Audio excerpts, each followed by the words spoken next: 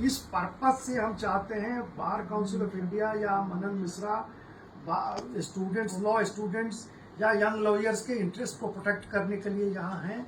इसलिए अगर कहीं किसी को कोई कम्युनिकेशन गैप हो गया, कहीं एक्सप्लेनेशन में कोई ये हो गया, तो आपके चैनल के माध्यम से ये कहना चाहता हूँ कि लॉ स्टूडेंट्स के इंटरेस्ट के वो कहीं आघात नहीं पहुँचेगा और हम उनके इंटरेस्ट को, उनके राइट्स एंड प्रिविलेजेस को प्रोटेक्ट करने के लिए हर कदम उठाएंगे।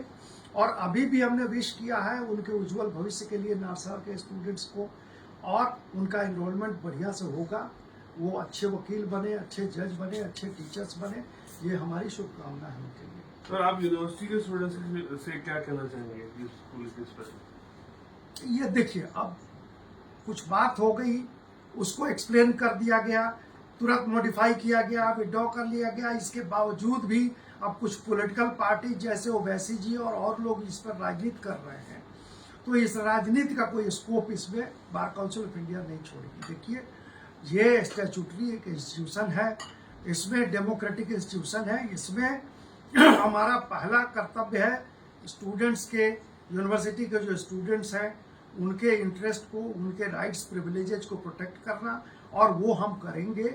उसी के वजह से हमने तुरंत डिस्कशन किया, काउंसिल में थोरो डिस्कशन हुआ, आधी रात तक डिस्कशन हुआ, और उसके बाद हमने ये सारा चैप्टर क्लोज किया। कोई इंक्वायरी नहीं होगी, कुछ नहीं होगा, और स्टूडेंट्स जो है सो अपने मनचाहे बार काउंसिल में इनरोल होंगे, अपनी वकालत करेंगे।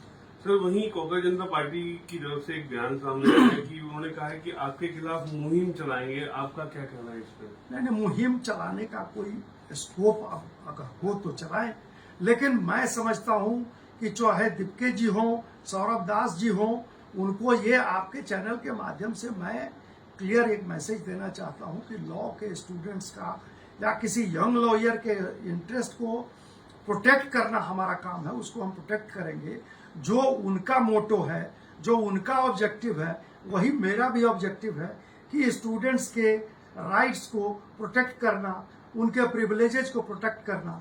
तो ये जो फाइनल काम हम लोगों ने किया है, रात में इंक्वायरी क्लोज किया, सब कुछ किया, विश किया, उनको राइट दिया कि जिस बार काउंसिल में चाहे वहां पर उनका एनरोलमेंट हो जाए। तो अब इसमें मैं नहीं समझता हूं कि किसी के लिए किसी ढंग के प्रोटेस्ट या एजिटेशन का कोई स्कोप है।